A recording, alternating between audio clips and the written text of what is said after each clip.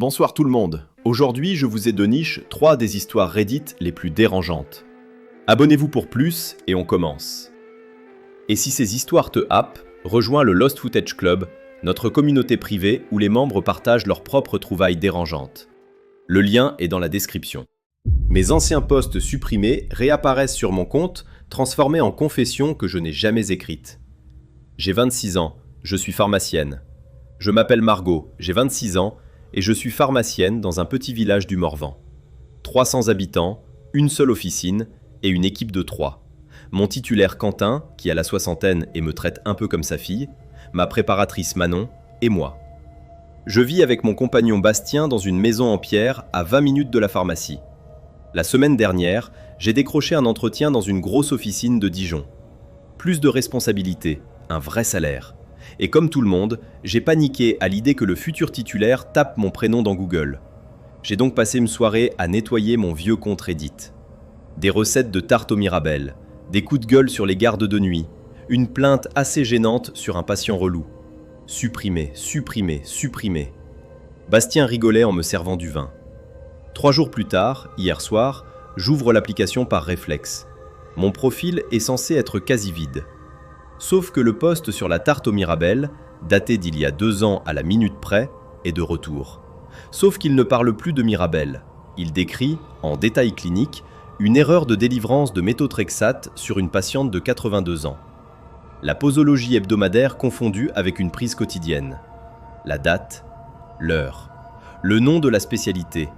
Une confession signée de mon pseudo, écrite à la première personne, avec mes tournures de phrases. Le problème, c'est que cette erreur a vraiment eu lieu, il y a 2 ans, dans mon officine. Et la seule personne au monde au courant, en dehors de moi, c'est Quentin.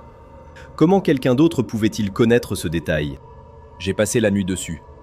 Première chose, sécurité du compte. Nouveau mot de passe, 24 caractères générés au hasard, double authentification activée sur mon téléphone. J'ai déconnecté toutes les sessions actives. Il y en avait 4. 4! Je n'ai qu'un téléphone et un ordinateur portable. Ensuite, j'ai épluché mon profil ligne par ligne, en faisant défiler jusqu'au poste d'il y a 4 ans. Et là, j'ai senti quelque chose se contracter dans ma poitrine. 3 autres postes supprimés étaient revenus. Tous réécrits de la même manière, ton clinique, première personne, mes tics de langage parfaitement imités. Le premier confessait un dosage d'anticoagulant doublé sur un patient sous Préviscan. Le deuxième parlait d'un sirop pédiatrique mal étiqueté, donné à un nourrisson de 8 mois. Le troisième, un vaccin antigrippal périmé, délivré en connaissance de cause à une dame de l'EHPAD. Les eurodatages d'origine étaient intacts, au jour, à la minute près. Et le pire, 2 de ces incidents avaient vraiment eu lieu. Pas exactement comme décrit, mais la trame y était. L'anticoagulant, c'était moi qui avais failli me tromper. Quentin avait rattrapé au comptoir. Il avait posé sa main sur mon épaule en me disant que tout le monde faisait ça une fois, que ça resterait entre nous. Le sirop pédiatrique, pareil, une étiquette mal collée que Manon avait repérée. Quentin avait dit « on n'en parle plus ». Je n'ai rien dit à Bastien. Il dormait et qu'est-ce que j'allais lui raconter? Que mon patron de 60 ans piratait mon Reddit pour inventer des fautes professionnelles? Même formulé dans ma tête, ça sonnait comme une crise de paranoïa. Ce matin, à 8h moins le quart, je suis arrivé à l'officine. Quentin m'attendait avec un café, comme tous les jours. Il m'a souri, ses petites rides au coin des yeux, et il m'a demandé doucement « Tu dors bien en ce moment, Margot? Tu allais te retirer ?» Depuis combien de temps me regardait-il comme ça? Depuis 4 jours, c'est toutes les 24 heures. Un poste supprimé qui ressort, réécrit en aveu. Hier, c'était une histoire de stupéfiants mal comptabilisés. Ce matin, une rupture de chaîne du froid sur un lot de vaccins sciemment dissimulé. Et cette fois, ça commence à prendre. Des inconnus laissent des commentaires, du genre « Il faut signaler ça à l'ARS ». « Ma grand-mère est dans cette EHPAD, c'est laquelle ?» Un type m'a envoyé un message privé en se présentant comme journaliste pour un média de santé en ligne. Il voulait recouper, à toutes fins utiles. J'ai vomi dans l'évier. Je supprime, ils reviennent. Quelques heures, parfois moins.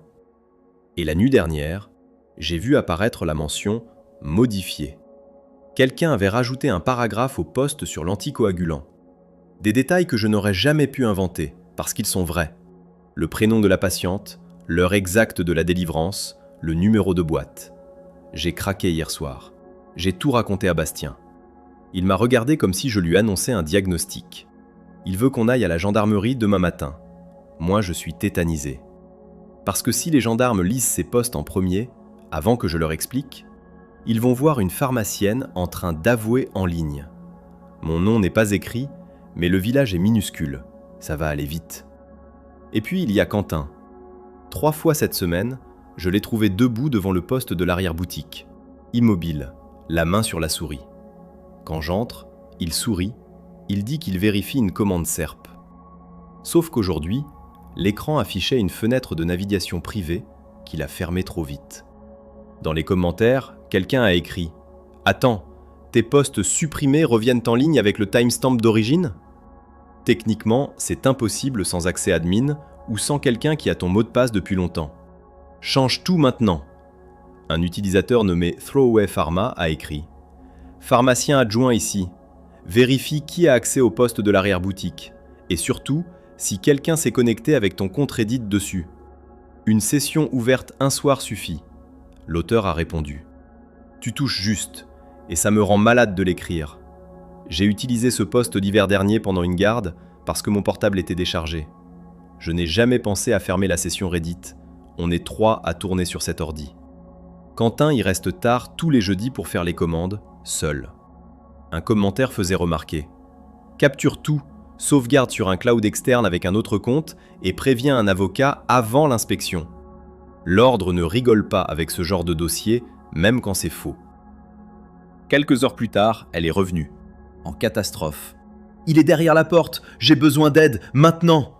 J'écris depuis les toilettes du personnel, porte verrouillée, en chuchotant dans le micro. « Je n'ai presque plus de batterie, lisez vite !» Ce matin, je suis arrivé à 6h30 au lieu de 8. Je voulais consulter le poste de l'arrière-boutique avant l'ouverture, à cause de ce que vous m'avez tous dit dans les commentaires. La porte de derrière était déjà ouverte. La lumière du bureau allumée. La veste de Quentin sur la chaise. L'écran n'était pas verrouillé. Reddit était ouvert, sur mon profil, connecté avec mon pseudo. La session que je n'avais jamais fermée l'hiver dernier. À côté, dans un éditeur de texte, il y avait 6 brouillons. 6. Tous formatés comme mes anciens posts, datés à des horodatages que je reconnaissais. 3 étaient déjà publiés, je les avais vus apparaître cette semaine. Les 3 autres étaient prêts à partir. Le pire portait sur le méthotrexate. Sauf qu'au milieu, j'ai vu une ligne qu'il n'aurait jamais dû écrire en clair. Ajustée pour que la date corresponde au passage de Madame L, faire porter sur M. M, c'est moi. Madame L, je viens de comprendre. C'est la patiente du méthotrexate. Sauf que l'erreur, ce n'est pas moi qui l'avais faite, c'est lui. Je l'avais rattrapée sur l'anticoagulant, lui m'avait couverte sur des bricoles, et entre-temps, il avait lui-même délivré la mauvaise posologie à cette dame. Bastien vient de m'appeler en pleurant. Madame L est morte avant-hier à l'hôpital de Nevers. La famille a déposé une réclamation hier. Et Quentin a envoyé un mail à 6h20 ce matin à l'inspection régionale pour demander une réunion urgente, suspicion d'erreur répétée d'une jeune adjointe. Demain, 9h. Il vient de rentrer dans l'officine. Je l'entends marcher dans le couloir. Manon n'arrive qu'à 9h. Je suis seul avec lui. Qu'est-ce que je fais ? Quelqu'un dans les réponses a ajouté « L'histoire du méthotrexate me glace. Si la patiente est vraiment décédée, ces faux postes sont une arme préparée contre toi. Ne retourne pas seul à la pharmacie demain. » Un commentaire populaire dit « Exactement ce que je pensais. Il ne fabrique pas un dossier pour rien. Il a besoin d'un coupable avant que la famille de la patiente commence à poser des questions. Margot est la pièce parfaite, jeune, récente, isolée au village. » Kalinka Rouge a commenté « Sors de cette pharmacie tout de suite, par la porte de derrière, sans rien dire. File chez les gendarmes avec ton téléphone et appelle un avocat en route. Ne discute avec personne sur place. » Je continue depuis les toilettes. Il me reste 4% de batterie. Je tape vite. Avant de m'enfermer ici, j'ai fait une chose intelligente, peut-être la seule de ma semaine. Quand j'ai vu l'écran de Quentin avec les 6 brouillons, j'ai sorti mon téléphone et j'ai photographié chaque fenêtre. Les posts publiés, Les brouillons non envoyés, le mail à l'inspection ouvert dans l'onglet d'à côté, le gestionnaire de session Reddit qui affichait noir sur blanc l'adresse IP du poste de l'arrière-boutique connecté à mon compte depuis février. J'ai tout envoyé à Bastien sur Signal, puis à ma propre adresse mail perso en pièce jointe, puis à l'adresse de la cousine de Bastien qui est avocate à Dijon. 3 copies, 3 endroits. Avant même de descendre aux toilettes. J'ai entendu Quentin entrer juste après. Il a appelé mon nom dans la pharmacie, normalement, presque tendrement, comme tous les matins. « Margot, tu es déjà là ?» Je n'ai pas répondu. Je suis descendu sans bruit. Verrouillé, ça fait 10 minutes. Ses pas font le tour du rez-de-chaussée, lent. Il s'arrête devant le poste de l'arrière-boutique. Long silence. Je l'imagine en train de voir que la souris a bougé, que l'écran ne s'est pas mis en veille à l'heure habituelle. Manon vient d'arriver, je l'entends en haut. Sauf qu'elle ne dit pas bonjour à Quentin comme d'habitude. Elle ne dit rien du tout. Et là, à l'instant, elle descend l'escalier qui mène aux toilettes et elle m'appelle. « Margot ? Margot, c'est moi, ouvre !» Sa voix est trop calme. Manon ne parle jamais comme ça. Manon crie, Manon rit, Manon raconte sa soirée. Pas cette voix lisse, pas ce ton-là. Mon téléphone affiche 2%. Je poste maintenant. Si vous lisez ça, les photos sont chez Bastien et chez Maître Vasseur. Quoi qu'il arrive dans les 10 prochaines minutes, le dossier existe en dehors d'ici. Souhaitez-moi de tenir jusqu'à ce que les gendarmes arrivent. Bastien les a appelés il y a 4 minutes. On frappe. Un commentaire populaire dit « Ton titulaire qui te paie un café tous les matins et qui te demande de venir plus tôt depuis 3 semaines, ce n'est pas anodin, il t'isole. » On passe à la suivante. J'ai fait une retraite du silence en Ardèche. La chambre d'isolement se verrouillait de l'extérieur. Elle pensait s'offrir 7 jours de silence. Le silence, lui, l'attendait déjà. Je m'appelle Capucine, j'ai 36 ans, je suis rédactrice freelance à Lyon et je vis seule dans un petit rooftop sous les toits. Depuis février, je ne dormais plus. 3 contrats en retard, un burn-out que mon médecin a fini par poser noir sur blanc. Sur les conseils d'une amie, je me suis inscrite à une retraite de silence de 7 jours dans un ancien prieuré, quelque part en Ardèche, au bout d'une départementale qui ne figure même pas correctement sur les cartes. Je suis parti un dimanche soir, sous une pluie battante. La route montait, virage après virage, et pour ne pas m'endormir au volant, je me parlais à voix haute. Vraiment à voix haute. Des phrases bêtes du genre « Allez ma vieille, encore 20 km, tu vas y arriver. Tu vas enfin te taire pendant 1 semaine. » Je me souviens d'avoir dit, mot pour mot, « Je veux juste qu'on me laisse tranquille. Je veux qu'on m'oublie pendant 7 jours. » Vers 22h, dans un creux de la route, mes phares ont accroché une silhouette. Un homme trempé, capuche rabattue, pouce levé, immobile sous l'averse. J'ai ralenti, par réflexe, puis j'ai accéléré. J'avais peur. Je me suis excusé toute seule dans l'habitacle, j'ai dit « Pardon, pardon, je suis désolé, mais je ne peux pas. » Je suis arrivé au prieuré peu avant minuit. Une femme en gilet de laine m'a tendu une clé et un bracelet en tissu écru à nouer au poignet. « Chambre 17 » m'a-t-elle chuchoté. « C'est la chambre d'isolement, vous serez très bien. » La porte était lourde, en chêne, avec un verrou extérieur, à peine, du genre qu'on tire depuis le couloir. J'étais trop épuisé pour poser des questions. Je me suis couché tout habillé. Vers 3h du matin, j'ai entendu une voix basse, juste derrière la porte. Une voix d'homme, calme, posée, qui répétait, très lentement. « Je veux juste qu'on me laisse tranquille. Je veux qu'on m'oublie pendant 7 jours. » Mot pour mot. Et personne, absolument personne, n'aurait dû les entendre. Le règlement tenait sur une page. Ce qui se passait derrière la porte, sur aucune. Au matin, on m'a remis une fiche avec les règles. Pas un mot, ni à table, ni dans les couloirs. Pas de téléphone, déposé dans un casier scellé à l'accueil le dimanche soir. Pas de regard insistant entre participants pour ne pas briser, je cite, « la bulle intérieure de l'autre ». Et cette ligne, soulignée au stylo bleu. Les chambres seront verrouillées de l'extérieur la nuit afin de protéger la méditation et le sommeil profond des retraitants. J'ai relu 3 fois. Verrouillées de l'extérieur. Je me suis dit que c'était une formulation maladroite, qu'il devait exister un loquet intérieur que je n'avais pas vu. J'ai vérifié dans ma chambre, il n'y en avait pas. Juste le pen en gros fer, accessible uniquement depuis le couloir. Au petit déjeuner, nous étions 11. 5 femmes, 6 hommes, en chaussons feutrés, à siroter une tisane sans bruit. J'ai essayé, discrètement, de croiser chaque regard, de deviner qui aurait pu coller son oreille à ma porte à 3 heures du matin. Personne ne levait les yeux. Ils mâchaient leur pain comme si j'étais transparente. Sauf un. Un homme, mince, la cinquantaine, assis au bout de la table, qui me fixait par-dessous, sans sourire.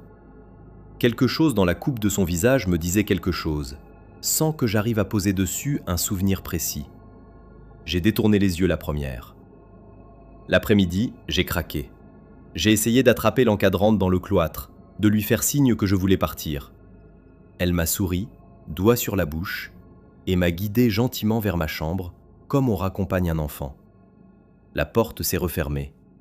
J'ai entendu le pêne glisser. J'ai attendu la nuit en serrant les genoux contre moi sur le lit. Je ne parlais plus, même pas à moi-même. Je pensais, juste, très fort, dans ma tête. Je veux ma mère. Je veux rentrer. S'il vous plaît, quelqu'un.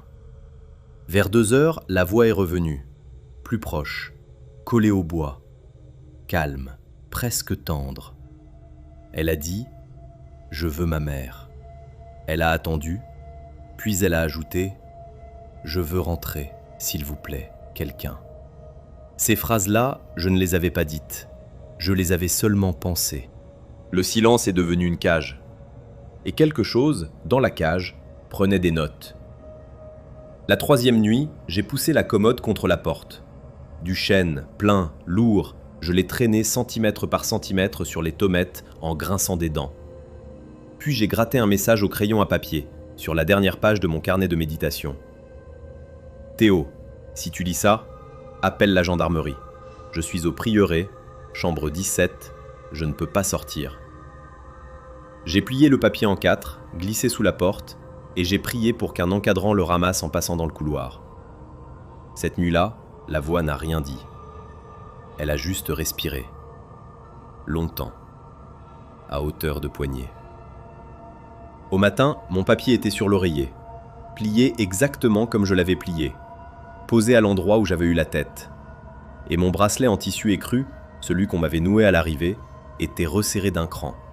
Pas dénoué, resserré. Comme si quelqu'un avait passé un doigt dessous pour vérifier qu'il marquait bien la peau. La 4e nuit, je n'ai pas dormi du tout. J'ai compté les heures à voix muette, en bougeant les lèvres. Plus rien à haute voix, plus rien à penser fort. J'ai tenu jusqu'au 7e matin. À 5 heures, alors qu'il faisait encore noir, j'ai ouvert la fenêtre de ma chambre, j'ai enjambé le rebord, j'ai sauté sur le toit du préau en dessous, puis dans l'herbe mouillée. J'ai couru jusqu'à ma voiture pieds nus, les chaussures à la main. Mon téléphone était toujours dans le casier de l'accueil. Je l'ai laissé. Je n'ai repris mon souffle qu'à Aubenas, dans une station-service ouverte, en demandant à la caissière de regarder la porte derrière moi pendant que je faisais le plein. Les commentaires sont tombés en quelques heures. Certains posaient les bonnes questions, d'autres en posaient de pires. Dans les commentaires, quelqu'un a écrit « Le coup de la porte qui se verrouille de l'extérieur dans un lieu présenté comme thérapeutique, ça me retourne. C'est censé être pourquoi, légalement ?» Quelqu'un dans les réponses a ajouté « Je suis resté bloqué sur le détail des phrases répétées. Personne d'autre ne pouvait les connaître, donc soit quelqu'un t'a suivi depuis la route, soit la voiture était sur écoute. J'arrive pas à décider laquelle me fait le plus peur. » 3 jours plus tard, Capucine est revenue sur le fil avec un titre que personne n'avait envie de lire. Ce que la gendarmerie a retrouvé dans la chambre 17. J'ai mis 3 jours à pouvoir écrire ça. Je suis rentré à Lyon mercredi soir et je n'ai pas eu le courage de monter seul. J'ai appelé Aurélien, mon voisin de palier, depuis le parking. Il est descendu en chaussons, il a porté mon sac, il a vérifié chaque pièce de mon rooftop avant de me laisser refermer la porte. Je n'ai pas pleuré devant lui, j'ai attendu qu'il sorte. Théo, lui, n'avait pas attendu. Sans nouvelles de moi depuis le dimanche, il avait fini par contacter la gendarmerie de l'Ardèche jeudi matin. Une patrouille est descendue au prieuré le vendredi. Le maître des lieux les a reçus très poliment, leur a montré le registre, les chambres 1 à 16, le réfectoire, le cloître. Sur les plans déposés en mairie, il n'y a pas de chambre 17. Il n'y en a jamais eu. Sauf qu'au bout du couloir nord, derrière une cloison en placo repeinte récemment, les gendarmes ont trouvé une porte. Ma porte. Avec son peigne extérieur. À l'intérieur, un matelas au sol, des cheveux longs collés sur l'oreiller, dont certains n'étaient pas les miens. Et une liste manuscrite, scotchée à l'intérieur d'un placard, de phrases numérotées. Des choses du genre « Je veux qu'on me laisse tranquille »,« Je veux ma mère »,« Pardon, je suis désolé ». Une cinquantaine de phrases. Certaines de ma main, recopiées, d'autres pas. J'ai donné ma déposition hier. En rentrant, je me suis assise près de la fenêtre avec un thé, parce qu'il faisait beau, parce que je voulais croire que c'était fini. C'est là que je l'ai vu. Sur le banc en face de l'immeuble, capuche baissée cette fois, l'autostoppeur de la départementale. Je l'ai reconnu d'un coup, et avec lui, j'ai reconnu l'homme du bout de la table au petit déjeuner. C'était le même.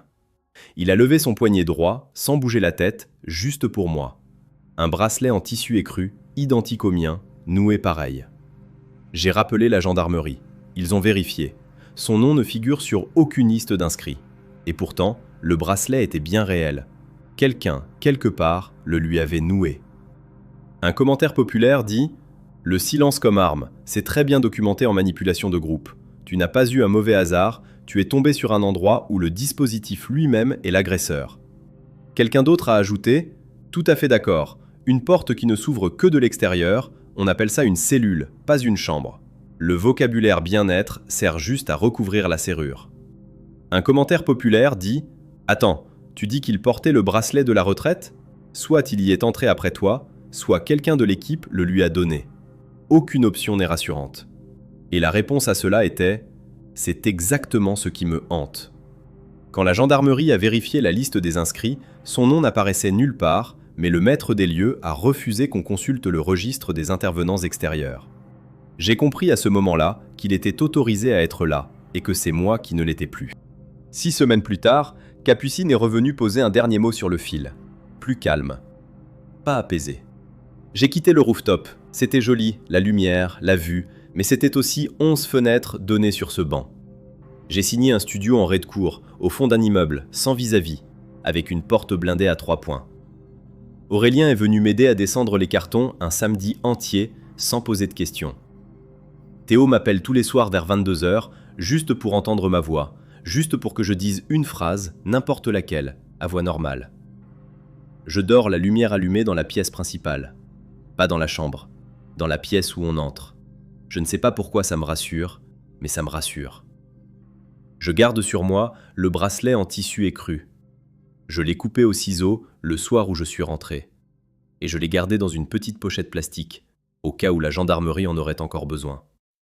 Je le sors parfois pour me prouver que ce n'était pas dans ma tête. Le pli des fibres, là où il avait été resserré pendant mon sommeil, est toujours visible. L'enquête traîne. Le prieuré a fermé administrativement, le maître des lieux est entendu régulièrement, mais l'homme, lui, n'a jamais été identifié. Je ne l'ai pas revu sur le banc. Pas encore. Une chose a changé pour de bon. Je ne refuserai plus jamais un autostoppeur sous la pluie. Mais je n'en prendrai plus jamais non plus. Je détournerai les yeux autrement, lentement, en hochant la tête une fois, pour qu'au moins il sache que je l'ai vu. Je crois que ce soir-là, sur la départementale, mon erreur n'a pas été de ne pas m'arrêter. Mon erreur a été de faire semblant qu'il n'existait pas. Merci à tous ceux qui ont commenté. Vous m'avez tenu debout pendant que je n'arrivais plus à dormir. Dans les commentaires, quelqu'un a écrit « La phrase sur l'autostoppeur m'a fait poser mon téléphone. On a tous fait ce choix une fois dans notre vie. » On enchaîne avec la dernière histoire de la sélection. Le serrurier a refusé de finir le chantier après avoir ouvert le mur que les ouvriers avaient scellé chez moi. Je m'appelle Léa, j'ai 32 ans, je suis orthophoniste et depuis presque 2 mois, je vis dans un studio de résidence universitaire avec mon chien Pixel. Ce n'est pas un choix de vie, c'est une solution de dépannage. Mon appartement est en pleine rénovation et la propriétaire d'un cousin éloigné m'a sous-loué cette chambre minuscule pour que je puisse rester près du chantier. 15 mètres carrés, un lit superposé que je n'utilise pas, une plaque chauffante et Pixel qui pleure chaque fois que les étudiants claquent les portes du couloir. L'entrepreneur qui s'occupe de tout, Romain, m'a été chaudement recommandé par ma voisine de palier ici à la résidence, une certaine Sixtine. Elle a été adorable dès mon arrivée. Café partagé, conseils sur le quartier, et un jour, en m'écoutant râler sur les devis impossibles, elle m'a glissé le numéro de Romain. Sérieux, raisonnable, disponible. Tout collé. Je passais chaque matin sur le chantier avant le cabinet. Je voyais les murs monter, les cloisons se redresser, je faisais confiance. Ce matin, j'ai enfin appelé un serrurier pour changer le barillet de la porte d'entrée. Le chantier touche à sa fin et trop de gens ont eu les clés. Le type arrive, gentil, méthodique. Il commence son travail, puis s'arrête net dans le couloir. Il tape sur une cloison toute neuve, celle que Romain a fini de monter la semaine dernière. Ça sonne creux, bizarrement creux. Il me dit qu'une cloison correctement remplie ne fait jamais ce bruit-là. Je lui demande de laisser tomber, que je verrai avec mon entrepreneur. Il insiste. Il me regarde droit dans les yeux et me dit qu'il ne quittera pas l'appartement sans avoir ouvert ce panneau. Je cède. Il découpe un carré propre au cutter. À l'intérieur, calé contre le rail métallique, il y a une chemise cartonnée beige. Pas un outil oublié, pas un déchet, un dossier administratif. Je l'ouvre sur le parquet poussiéreux, les mains qui tremblent déjà. C'est un acte de décès, tamponné par la préfecture, daté de l'année dernière, à mon nom complet. Comment un papier pareil pouvait-il dormir dans son propre mur ? Le serrurier s'est relevé sans un mot. Il a regardé le dossier, puis moi, puis la porte. Il m'a dit qu'il ne finirait pas le chantier, pas aujourd'hui, pas demain. Qu'il était désolé, mais qu'il ne voulait pas être mêlé à ça. Il a rangé ses outils en 3 minutes et il est parti en laissant le barillet à moitié posé. Pixel s'est mis à gémir dans son panier. Ce petit gémissement aigu qu'il ne fait que quand il sent que je ne vais pas bien. Moi, j'étais assise par terre, les jambes en coton, la tête qui tournait comme si quelqu'un avait baissé l'éclairage. J'ai sorti le document du carton. C'était un vrai acte. Filigrane visible en transparence, tampon humide de la préfecture, signature à l'encre, un numéro de dossier en haut à droite. Mon nom de famille correctement orthographié, mon prénom au complet, ma date de naissance exacte et mon numéro de sécurité sociale. Pas une approximation, pas un papier bricolé. La cause de décès était laissée vide, mais la date, elle, remontait à novembre de l'année dernière. J'étais morte depuis 11 mois sur un papier officiel. J'ai appelé Romain. Messagerie. J'ai rappelé. Messagerie. J'ai envoyé un message en lui demandant de me rappeler immédiatement. Lu, pas de réponse. J'ai pris une 20aine de photos sous tous les angles. Recto, verso, filigrane à contre-jour, numéro de dossier en gros plan. J'ai remis le dossier dans le mur ouvert, j'ai poussé un meuble devant, j'ai pris Pixel dans les bras et je suis parti. De retour à la résidence, j'ai fermé la porte du studio à double tour, mis la chaîne, coincé une chaise sous la poignée. Ridicule pour une porte de chambre étudiante, mais je ne pouvais pas faire autrement. J'ai passé la soirée à taper mon propre nom dans tous les moteurs, sur les pages blanches, sur les avis de décès en ligne, sur les registres communaux accessibles. Rien. Strictement rien. Aucun faire-part, aucune mention, aucun écho. Mon nom existait toujours partout où il devait exister, paisiblement, comme si je n'avais jamais cessé d'être en vie. Mais le papier sur le parquet, lui, était authentique. Je le savais, je le sentais. Si rien n'existait en ligne, alors quelqu'un avait fait le travail très, très discrètement. Le lendemain matin, dès l'ouverture, j'étais à la mairie avec le dossier glissé dans une pochette en plastique. J'ai demandé un rendez-vous d'état civil, j'ai posé le papier devant la guichetière et je lui ai dit, calmement, que je voulais comprendre. Elle a souri poliment, puis elle a regardé. Le sourire a fondu. Elle a tapé le numéro de dossier dans son ordinateur, elle a fait défiler, elle a cligné des yeux, elle a recommencé. Elle a fini par appeler son responsable sans me lâcher du regard. Le numéro existait. Le numéro était actif. Dans leur base, j'étais enregistré comme décédé depuis le mois de novembre de l'année dernière, dans une commune voisine que je n'ai jamais habitée. Je n'ai pas pleuré. Je crois que mon cerveau a juste refusé. Le responsable m'a dit qu'il fallait immédiatement aller à la gendarmerie, qu'eux ne pouvaient rien faire sans réquisition. J'y suis allé dans la foulée. 3 heures de dépôt de plainte, photocopie, déclaration sur l'honneur, photos transférées sur une clé. Le gendarme qui m'a reçu a été correct, mais visiblement perdu. Il m'a dit qu'il faisait remonter le dossier à la brigade financière parce que ce genre de truc, ça pue toujours l'héritage ou l'assurance. Je suis rentré à la résidence, vidé. Pixel m'a fait la fête. Et 3 minutes après que j'ai posé mon sac, on a frappé. Sixtine. Visage inquiet, plaquette de mendiant à la main, voix douce. Est-ce que tout allait bien? Elle m'avait trouvé bizarre la veille. Est-ce que je voulais un thé? Et puis, l'air de rien, elle a dit qu'elle espérait que ça s'était bien passé avec le serrurier, que Romain lui avait dit qu'il serait soulagé que je change enfin le barillet. Je me suis figé. Je n'avais parlé du serrurier à personne. Pas à Sixtine, pas à Romain, à personne. Et Romain n'avait pas répondu à un seul de mes messages depuis la veille. J'ai souri, j'ai dit que oui, tout allait bien, que je devais juste me reposer. Elle a insisté un peu, puis elle est partie. J'ai refermé la porte et je suis resté le front contre le bois pendant 5 bonnes minutes. Comment savait-elle, pour le serrurier? L'un d'eux, Clarisse Von, a dit. Le coup de la voisine qui te recommande pile l'entrepreneur qui scelle un dossier à ton nom dans ton mur, c'est pas une coïncidence, Léa. Sors de cette résidence ce soir, sérieusement. Un utilisateur nommé Anouk DLT a écrit « Demande à la mairie une copie intégrale de ton état civil.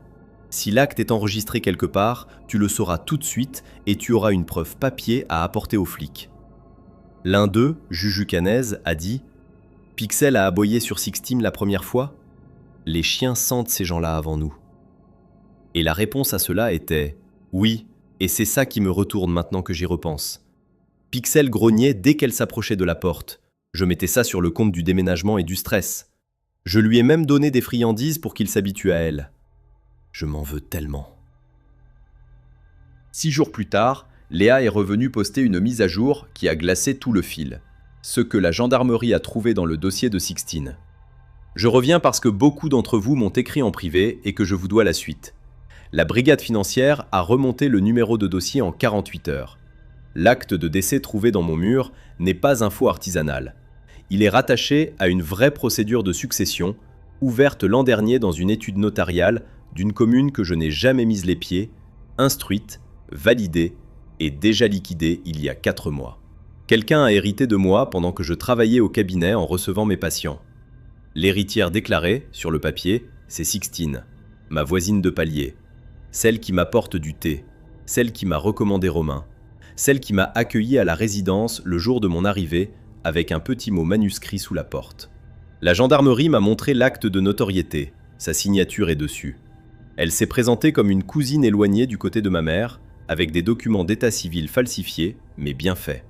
Je suis rentré au studio et j'ai relu toutes nos conversations depuis le début, tous nos messages, tous nos échanges sur la messagerie de la résidence. Et là, j'ai compris quelque chose qui m'a coupé les jambes.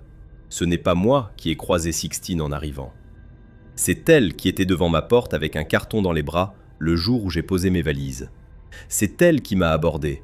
C'est elle qui m'a parlé du studio libre dans cette résidence, 3 semaines avant que je commence à chercher un logement de dépannage. À l'époque, je venais juste de recevoir le premier devis catastrophique pour la rénovation. Je n'avais encore parlé à personne de l'idée de déménager temporairement. Personne. Et pourtant, Sixtine savait déjà que j'allais avoir besoin d'un endroit. Romain est introuvable. Son numéro est coupé depuis la veille de mon dépôt de plainte. La gendarmerie le cherche. 3 mois de gentillesse, calculés au gramme près. Dans les commentaires, quelqu'un a écrit « Artisan ici. Aucun ouvrier sérieux ne scelle une chemise cartonnée dans une cloison neuve par erreur.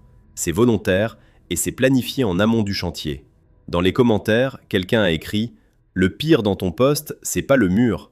C'est que quelqu'un a pris le temps de monter un dossier de succession complet à ton nom pendant que tu vivais ta vie normalement. » Ça veut dire des semaines de préparation. La chef d'enquête m'a expliqué quelque chose que je n'avais pas voulu voir. La cloison n'était pas une cachette ratée, c'était un dépôt. Le dossier n'était pas censé rester sous scellé pour toujours, il était censé être retrouvé. Mais plus tard, beaucoup plus tard. Après ma disparition du studio de la résidence, une jeune femme qui vit seule avec son chien dans une chambre étudiante, qui ne voit personne en dehors de ses patients, dont les proches sont à des centaines de kilomètres, c'est le profil parfait pour s'évaporer sans que personne ne s'alarme avant des semaines. À ce moment-là, on aurait fini les travaux à ma place. On aurait trouvé le dossier au cours d'une visite et l'acte de décès aurait servi à clôturer définitivement la succession déjà ouverte. La boucle administrative se refermait sur moi. Romain et Sixtine travaillaient ensemble depuis le départ. La gendarmerie les a interpellés à 6 jours d'intervalle. Lui dans un village de l'arrière-pays où il avait sa caravane, elle dans le hall de la résidence avec une valise et un billet de train. Il y avait aussi un troisième nom dans le dossier, un faux cousin notarié. Mais l'enquête est en cours et on m'a demandé de ne pas en dire plus. Je ne suis pas resté une nuit de plus dans cette résidence. J'ai pris Pixel, 2 sacs, et je suis parti chez une collègue à l'autre bout de la ville. L'appartement, je l'ai mis en vente sans même finir les travaux. Je ne pourrai jamais y dormir. L'acte de décès, lui, est en cours d'annulation, mais on m'a prévenu que ça pouvait prendre des mois avant que toutes les bases administratives soient nettoyées. En attendant, je dois prouver à chaque démarche que je suis vivante, papier en main, et c'est un sentiment que je ne souhaite à personne. Ce qui me hante, ce n'est pas le mur. C'est l'idée qu'avant même que j'aie l'idée de déménager, quelqu'un avait déjà préparé ma mort sur papier et choisi qui hériterait de moi. L'un d'eux, Petite Pied-Lune, a dit « Le serrurier qui refuse de finir le boulot, écoute-le. Ces gens voient passer des trucs glauques toute l'année. S'il a eu peur, c'est qu'il y a de quoi. » Un commentaire populaire dit « Garde le serrurier comme témoin officiel. S'il a ouvert la cloison devant toi, son nom doit figurer dans le PV. C'est ta meilleure protection. » Merci d'être resté jusqu'au bout avec moi ce soir. Et si ces histoires vous tiennent éveillé autant que moi, abonnez-vous. On se retrouve très vite pour les prochaines.